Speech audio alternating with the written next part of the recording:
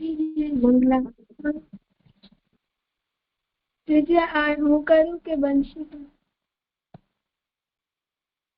चिंता संतान हंतारो यत्पादाम्बुजरेणवः स्वीयानां तान् निजाचार्यान् प्रणमामि मुहुर्मुहुः यदनुग्रहतो जन्तुः सर्वदुःखातिगो भवेत् तमहं सर्वदा वन्दे श्रीमद्वल्लभनन्दनम् अज्ञानतिमिरान्धस्य ज्ञानाञ्जनशलाकया चक्षुरुन्मीलितं येन तस्मै श्रीगुरवे नमः नमामि हृदये शेषे लीलाक्षीराब्धिशायिनम् लक्ष्मीसहस्रलीलाभिसेव्यमानं कलानिधिम् चतुर्भिश्च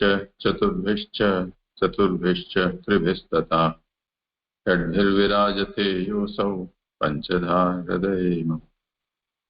देखो अन्वय ये हिंदी में इसलिए हम कर रहे हैं कि तुमने कहा है, अब तुम बोलो तो हिंदी चलेगी, वरना हम लोगों को एक दूसरे के साथ गुजराती में बोलने का अभ्यास है।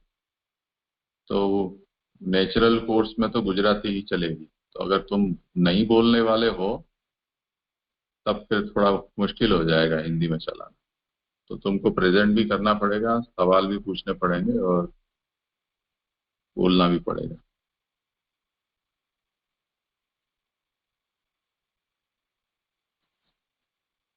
ठीक है, करो भक्ति।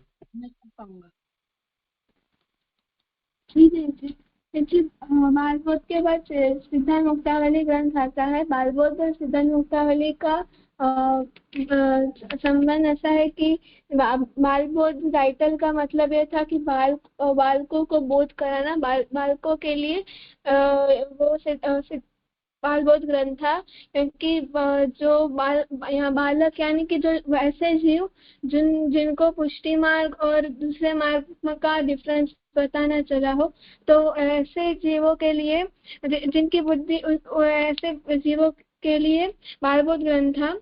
और उसके आगे ग्रंथ आप आगे सिद्धांत मुक्तावली ग्रंथ में आगे सिद्धांत मुक्तावली ग्रंथ में तो आगे का उपदेश करेंगे पुष्टि मार्गीय सेवा का।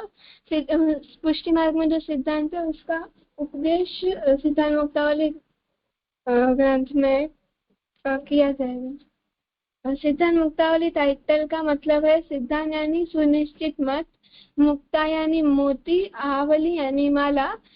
इस ग्रंथ सिद्धांत मुक्तावली मतलब सिद्धांत रूपी मोतियों की माला। और ये ग्रंथ आचार्य जी ने अच्युत दास के लिए रचा था। अच्युत दास के लिए सिद्धांत मुक्तावली ग्रंथ आचार्य जी ने रचा था। जी आगे श्लोक करूं। अच्युत दास जी का कोई प्रसंग पता है? जी जी जी। अच्युत दास जी ने बचपन में ही अपना घर छोड़ दिया था, और जब उनकी भेंट आचार्य जी से हुई तो श्री महाप्रभु जी ने उन्हें जैसे सभी वैष्णवों को आज्ञा करते हैं वैसे ही अच्युत दास जी को भी आज्ञा की कि आप सेवा करो। तो फिर अब अच्युत दास जी ने कहा कि मैं तो घर छोड़ चुका हूँ, तो मैं सेवा कैसे करूँगा। फिर महाप्रभु जी ने उन्हें गोवर्धन नाथ जी की सेवा की आज्ञा दी। तब अच्युत दास जी ने कहा मेरा मन उसके लिए भी स्थिर नहीं है। तब महाप्रभु जी ने उन्हें पूछा तुम क्या चाहते हो। तब उन्होंने महाप्रभु जी से कहा कि आप ऐसी कृपा करें जिसमें मेरा चित्त प्रभु के अलावा किसी और में न जाए। और महाप्रभु जी के बल से उनका मन प्रभु में स्थित हो गया, और उन्हें मानसी सेवा जो पुष्टि मार्गीय सर्वोत्तम फल है उसकी प्राप्ति हुई। फिर भी महाप्रभु जी ने उन्हें सिद्धांत मुक्तावली ग्रंथ सिखाया, मार्ग का सिद्धांत सिखाने के लिए। हाँ शाबाश, अच्छी था। अब देखो अच्युत दास जी का जो प्रसंग है उसमें एक बहुत बड़ा कॉन्ट्रडिक्शन है। सिद्धांत मुक्तावली हम आगे देखेंगे तो उसमें श्री महाप्रभु जी हमें ये समझाते हैं कि चेतस्तत्प्रवणम सेवा तत्सिद्धि तनुवित्तजा, चित्त का प्रभु में प्रवण हो जाना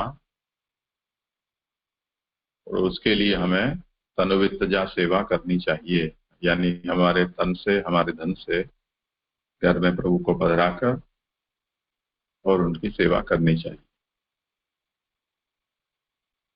ऐसा करने से चित्त प्रभु में प्रवण होता है और ऐसी प्रवणता को मानसी कहा जाता है, जो फल रूपा अवस्था है। पर अच्युतदास जी के चरित्र में हमें ये देखने मिलता है कि जब उनको सेवा करने के लिए कहा गया तो उन्होंने कहा कि आप तो मुझे बिना सेवा किए प्रभु में मेरा मन स्थिर हो जाए, ऐसी कृपा कीजिए। तो महाप्रभु ने उनको अपने कृपा बल से सीधी मानसी सेवा की सिद्धि उनको प्राप्त कराई। तो जो महाप्रभु सिद्धांत मुक्तावली में उनको ये आज्ञा करते हैं कि प्रभु में चित्त प्रवण होता है तनुवित्तजा सेवा से, और जिनके लिए ये ग्रंथ महाप्रभु ने लिखा या उनको पढ़ाया, उनको बिना तनुवित्तजा सेवा के ही प्रभु में उनका चित्त उन्होंने प्रवण कर दिया, यानी साधन के बिना ही सिद्धि। तो इसमें हमें ये समझना है कि अच्युतदास जी के जीवन चरित्र से कोई ऐसा न समझ ले कि आंखें मीचकर श्री कृष्ण का ध्यान करना या श्री कृष्ण की सेवा को सोचना, उतने मात्र से ही हमारी सेवा हो जाती है ठाकुर जी की। यानी हमने इस तरह से आंखें मीचकर अब मैं ठाकुर जी को जगा रहा हूँ, अब मैं स्नान श्रृंगार करा रहा हूँ, अब भोग धर रहा हूँ, ऐसा जो हम ध्यान लगाएं, सेवा का ध्यान करें, वो ही सेवा है, ऐसा कोई न समझ ले। इसलिए श्री महाप्रभु जी ने इस ग्रंथ में ये खास भारपूर्वक इस बात को हमें समझाया है कि तनुवित्तजा सेवा करते हुए जब हमारा चित्त प्रभु में लगे, वो मानसी है। बैठे बैठे आंख मीचकर सेवा का या ठाकुर जी की लीला का ध्यान करने से जो हमारी चित्त की प्रवणता होती है, वो मानसी नहीं कहलाती और उसे सेवा नहीं कहा जाता है। तो महाप्रभु हमें कोई इसको गलत ना समझ बैठे अच्युतदास जी के चरित्र से, इसलिए सिद्धांत मुक्तावली में इस बात को आपने खास समझाया। क्या समझ में आया भक्ति? जी कि इसमें अच्युतदास जी के प्रसंग में ऐसा आया कि उनको उन्होंने घर छोड़ दिया था, तो फिर आचार्य जी ने मानसी सेवा दी, मतलब कि उनको ठाकुर जी की लीला और का स्मरण करते हैं और मानसी में ये सेवा करते हैं करते थे। तो फिर जो दूसरा कोई सिद्धांत मुक्तावली पढ़े जो जो अभी इतना कैपेबल ना हुआ हो, तो वो पढ़े और वो ऐसा समझे कि मैं बस बैठे बैठे और ठाकुर जी का ध्यान और लीला करूंगा तो मुझे भी मानसी सेवा मिल जाएगी। जो पुष्टि मार्ग में सबसे बड़ा फल होता है वो मानसी सेवा मिल जाएगी, ऐसा उसे ऐसा वो करे तो वो सही नहीं है। तनुवित्तजा सेवा ही करना, उसका तनुवित्तजा जैसे ही आवाज सेवा बंद हो गई। करना, अपने तन मन धन से ठाकुर जी की सेवा करना, उससे ही सेवा। जी अब आ रही है। हाँ, बीच बीच में कट जा रही है। देखो, ठीक से ये बात मैं तुमको एक उदाहरण से समझा देता हूँ। अभी तुम लोगों को जैसे कोरोना के दिन थे, उन दिनों में स्कूल बंद हो गई। लेट लेट स्कूल वालों ने ऑनलाइन क्लास लेनी शुरू की। जैसे तैसे पढ़ाई हुई नहीं हुई, और उसके बाद परीक्षा का प्रश्न आया, तब फिर ये कह दिया गया कि ये इन स्टैंडर्ड्स की परीक्षाएं नहीं होंगी, सब लोगों को अगले स्टैंडर्ड में हम भेज देते हैं। अब जिन लोगों ने, विद्यार्थियों ने बिना पढ़ाई के, बिना एग्जाम के एक स्टैंडर्ड आगे निकल गए, अगर उन लोगों के मन में ऐसा हो कि चलो अब ये तो अच्छा हो गया, बिना साधन के हमको फल मिल जा रहा है, तो अब हमेशा ऐसा ही होगा, तब फिर सरकार ने कहा कि अब तो कोरोना बीत गया। वो एक एक्सेप्शन था, यानी वो सिचुएशन एक्सेप्शनल थी, इसलिए उसमें और कोई रास्ता नहीं था, तो उसके कारण ऐसा निर्णय लिया गया। पर ऐसी सिचुएशन जिनकी नहीं है, उनको तो ऑफलाइन यानी स्कूल में जाकर पढ़ना पड़ेगा और परीक्षा भी देनी होगी, और उसके बाद जो रिजल्ट आएगा उसके हिसाब से वो पास हो या फेल हो ये तय होगा। यानी ये जो साधन है, पढ़ाई करना, स्कूल जाना, होमवर्क करना, परीक्षा देना, ये साधन करने के बाद जो रिजल्ट आता है वो रिजल्ट फल कहलाता है। तो किसी एक को उदाहरण बनाकर हम ऐसा नियम नहीं बना सकते हैं, या नियम को बदल नहीं सकते हैं कि बिना साधन के हमें फल प्राप्त हो जाएगा। तो ऐसा नहीं हो सकता है। तो महाप्रभु ने अच्युत दास जी की तो जो सिचुएशन थी कि उनका घर ही नहीं था, तो वो ठाकुर जी पधराते तो कहाँ पधराते, उनकी कोई आजीविका नहीं थी, तो सेवा करना चाहते तो भी कैसे कर सकते। तो एक्सेप्शनल उनकी कंडीशन थी, इसके कारण महाप्रभु ने उनको अपनी सामर्थ्य से ऐसे आशीर्वाद दिए कि उनका मन प्रभु में लग गया। तो जो प्रयत्न से मिलने वाला फल है या सिद्धि है, वो अच्युत दास जी को कृपा बल से प्राप्त हुआ, बिना प्रयत्न किए, बिना साधन किए।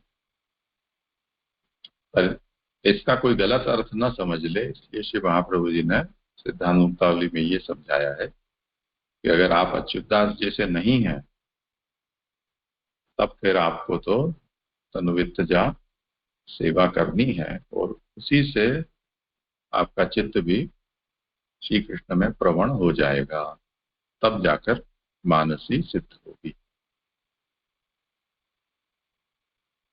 आया समझ में? ठीक है जी।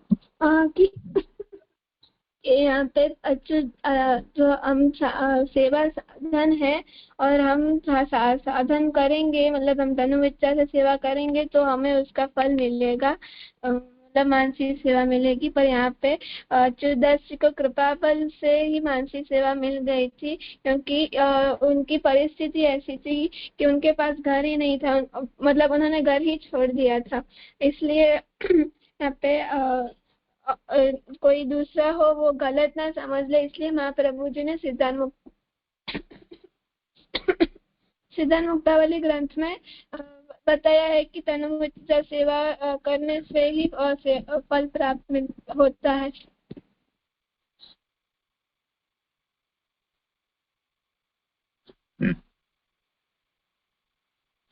ठीक है, कर दो बंसी आगे। भक्ति की तो खांसी मिटेगी तब बेचारी बोल पाएगी। बंसी, जी जी जी। हाँ करो आगे। जी जी स्वमार्गीय सिद्धांत के विनिश्चयों के उपदेश नत्वा हरिम प्रवक्ष्यामि स्वसिद्धांत विनिश्चयम। हरि को प्रणाम करके खुद के सिद्धांत के हरि को प्रणाम करके खुद के सिद्धांत को विशेष करके जो निश्चय किए हैं वो आचार्य जी इसमें कर रहे हैं। यानी कि इसमें ये श्लोक में आचार्य जी ऐसा कह रहे हैं कि जो भगवान परब्रह्म भगवान श्री कृष्ण है उनको प्रणाम करके फिर जो उन्होंने उनके जो सिद्धांत है उनको ऐसे विशेष खोज करके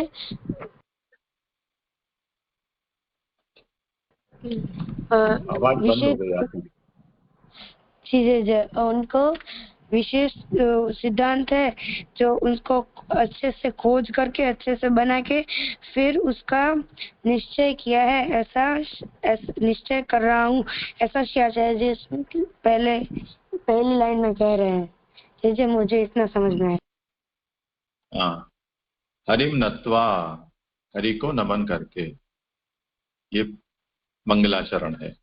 कोई भी कार्य करें हमें अपने इष्ट देव को नमस्कार करके उनका स्मरण करके करना चाहिए। सर्वप्रथम ये मंगलाचरण है। जैसे बालबोध में भी नत्वा हरिम सदानंदम ऐसा किया था, इसी तरह यहां भी नत्वा हरिम प्रवक्ष्यामि, हरि को नमन करके मैं कहता हूं। अब देखो शब्द का ऐसा है कि वक्ष्यामि कहता हूं। अब व के आगे वक्ष्यामि के आगे यदि प्र लगा दिया जाता है तो प्रवक्ष्यामि। तो महाप्रभु यहाँ वक्ष्यामि नहीं कहकर प्रवक्ष्यामि क्यों कह रहे हैं, उसका क्या गूढ़ार्थ है? तो प्र का मतलब होता है प्रकर्षेण, अच्छी तरह से कहता हूं, पूरी तौर पर मैं कहूंगा, कहना चाहता हूं। तो जब हम किसी बात को सोच विचार कर पूर्ण रूप से गंभीरता से किसी बात को हम कहना चाहते हैं तो मैं कहता हूं ऐसा नहीं, प्रवक्ष्यामि। ऐसे प्र इसको उपसर्ग कहते हैं, अंग्रेजी में उसको प्रीफिक्स कहते हैं। तो वच धातु है, रूट है, और उसके आगे प्र उपसर्ग प्रीफिक्स लगता है तो प्रवक्ष्यामि, अहम प्रवक्ष्यामि, मैं हरि को नमन करके अच्छी तरह से कहता हूं। क्या कहता हूं ये प्रश्न हो तो उसका उत्तर है स्वसिद्धांत विनिश्चयम। स्व यानी अपने, सिद्धांत यानी सिद्धांत का, विनिश्चय। देखो यहां भी निश्चय और विनिश्चय, वी है वो उपसर्ग है, प्रीफिक्स। निश्चय यानी मैंने जो शास्त्रों को पढ़कर समझकर सोचकर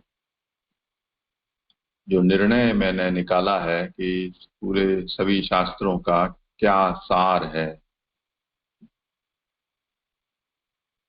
वो विनिश्चय हुआ, विशेष निश्चय। क्योंकि छोटी छोटी बातें तो बहुत सारी लिखी हुई हैं शास्त्र में, पर पूरे शास्त्र का एसेंस क्या है, उसका सार क्या है, ऐसे सिद्धांत का विनिश्चय मैं यहाँ कहता हूं। अब इसमें ये और समझना है कि ये निश्चय महाप्रभु का है और स्वसिद्धांत यानी महाप्रभु का सिद्धांत या शास्त्र का सिद्धांत। तो स्वसिद्धांत का मतलब महाप्रभु यहाँ ये कहना चाहते हैं कि शास्त्र का जो अर्थ है वो ही मेरा सिद्धांत है, मेरा कोई अलग से सिद्धांत नहीं।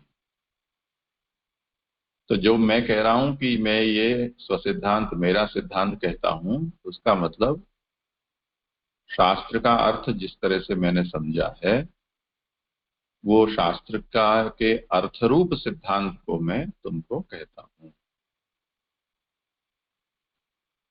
तो अब यहाँ जो कुछ भी बात कही जाएगी इस ग्रंथ में या षोडश ग्रंथ में, किसी भी ग्रंथ में, या महाप्रभु ने जहां भी जो कुछ भी कहा है या लिखा है, वो सब कुछ हम ये कहते हैं कि ये महाप्रभु का सिद्धांत है, वल्लभ सिद्धांत है, पुष्टि मार्ग का सिद्धांत है, ऐसे शब्द का प्रयोग करते हैं, पर उसका ऐसा मतलब नहीं है कि वो शास्त्र का सिद्धांत नहीं है। शास्त्र का ही सिद्धांत है, पर महाप्रभु ने उसे इस रूप में हमें समझाया। तो इस तरह से मंगलाचरण करके और इस ग्रंथ में श्री महाप्रभु जो विषय हमें समझाना चाहते हैं उसको यहाँ पर कहा। ठीक है, करो आगे। जी सर।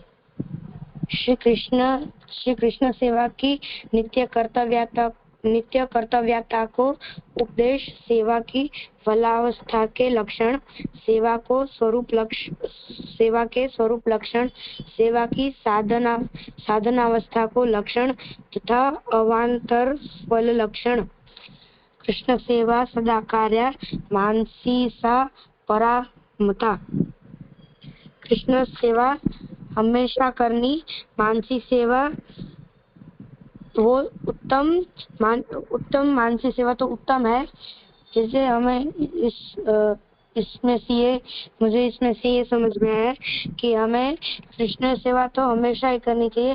भले ही मानसी सेवा सबसे उत्तम बताई गई है, पर हमें ऐसा नहीं कि उत्तम है तो फिर उत्तम ही करे, मानसी कृष्ण सेवा नहीं करने। कृष्ण सेवा तो हमें हमेशा करनी ही चाहिए। फिर हमें कृष्ण सेवा करेंगे तो तनुवित्त सेवा से मानसी सेवा प्राप्त होगी। तो हमें ऐसा नहीं समझना चाहिए कि डायरेक्टली हम मानसी सेवा करें। कोई भी हम, जैसे कि मैं एग्जांपल ले सकते हैं, जब हम स्कूल में जाए तो हम सीधे 10th स्टैंडर्ड नहीं कर सकते। उसके लिए पहले हमें नर्सरी, फिर केजी सेक्शन, फिर फर्स्ट, ऐसे सब स्टेप्स करके और फिर हम 10th स्टैंडर्ड तक पहुंच सकते हैं। तो वैसे ही इसमें हम सीधे मानसी सेवा तक नहीं पहुंच सकते। पहले हमें पहले कृष्ण का स्मरण करना चाहिए, फिर नाम निवेदन लेके फिर कृष्ण सेवा, ऐसे इसमें भी स्टेप्स होते हैं। कृष्ण सेवा से ही हमें हमेशा करनी चाहिए, तो कृष्ण सेवा से ही हम मानसी सेवा तक पहुंच सकते हैं। अन्वय क्या समझे, बोलो।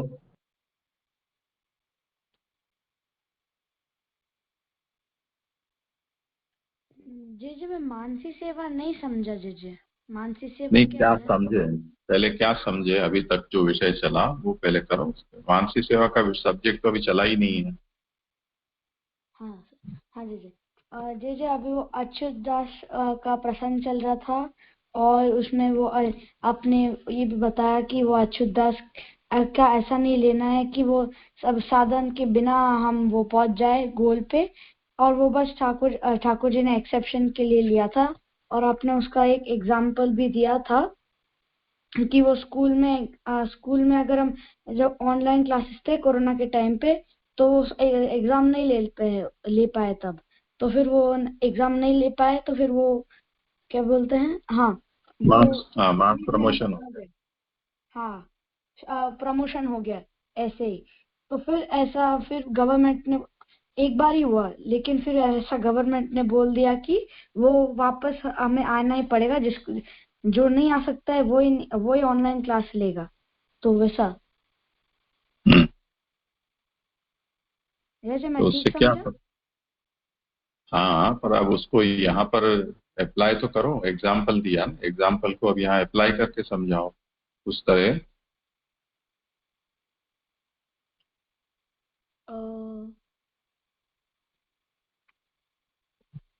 अच्युत दास को महाप्रभु ने आशीर्वाद दिया कि तुमको मानसी सेवा सिद्ध हुई, तुमको मानसी हो गई, तुमने जो गोल है वो गोल पर तुम पहुंच गए बिना कुछ किए।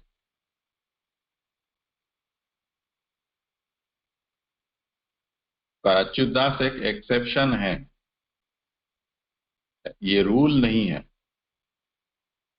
रूल क्या है वो समझाने के लिए ये ग्रंथ है जिसमें कहा है कि जो तनुवित्तजा सेवा करेगा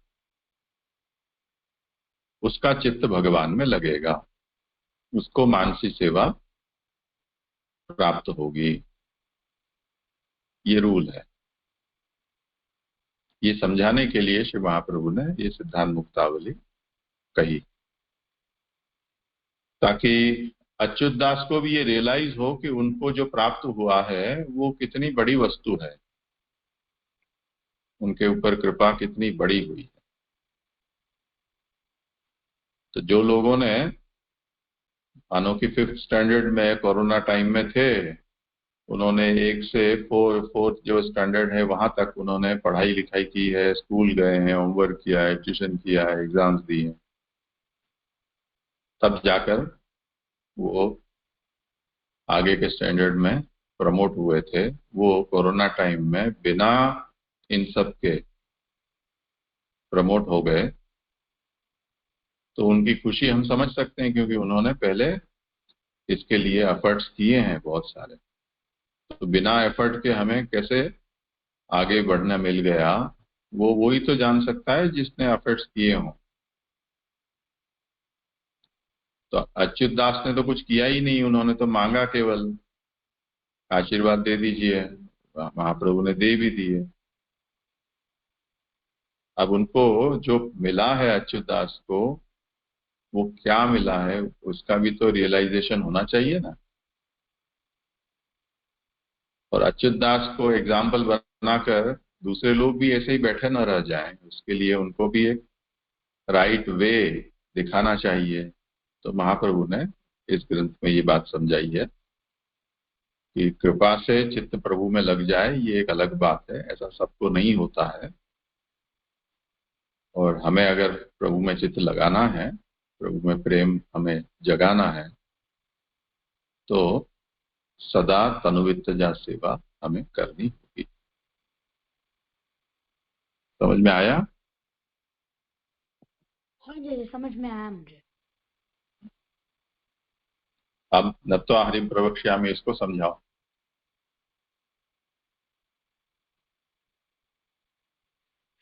जी जी। नत्वा हरि प्रवक्ष्यामि। जी, नत्वा हरि प्रवक्ष्यामि मतलब वो हरि को नमन करते हैं। नत्वा हरि मतलब हरि को नमन करते हैं। और प्रवक्ष्यामि मतलब जी प्रवक्ष्यामि मतलब क्या है सर? जी कहता हूँ। हाँ, नत्वा हरि प्रवक्ष्यामि मतलब मैं हरि को नमन करके कहता हूँ। वैसा महाप्रभु जी ने वो इधर कहा है। वह तो सिद्धांत। इसमें नत्वा हरिम क्या है? मंगलाचरण है। हाँ जी जी। मंगलाचरण क्यों किया जाता है? जी जी।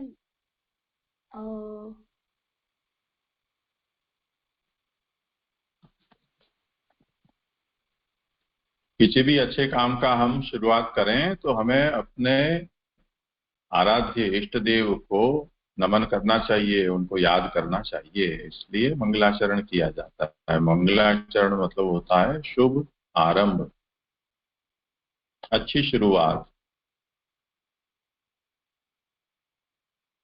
ठीक है।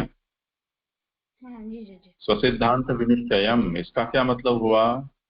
स्वसिद्धांत यानी जी जी, स्व सिद्धांत मतलब अपने सिद्धांत, अपना हम्म सिद्धांत। हम्म अपना मतलब महाप्रभु जी का।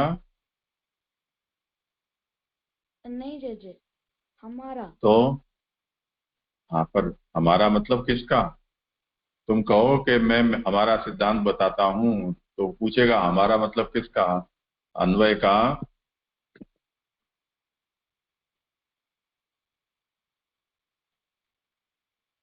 हमारा मतलब शास्त्र का सिद्धांत। यही बात तो की ना हमने। महाप्रभु अपनी बात नहीं कहना चाहते हैं, शास्त्र की बात कहना चाहते हैं। तो स्वसिद्धांत से कोई ये ना समझे कि यहाँ महाप्रभु ने खुद की सोच, खुद की बिलीफ यहाँ पर कह दी है। महाप्रभु का मतलब है शास्त्र में जो सिद्धांत बताया गया है वो मैं यहाँ तुमको कहता हूँ, उसका निश्चय कहता हूँ।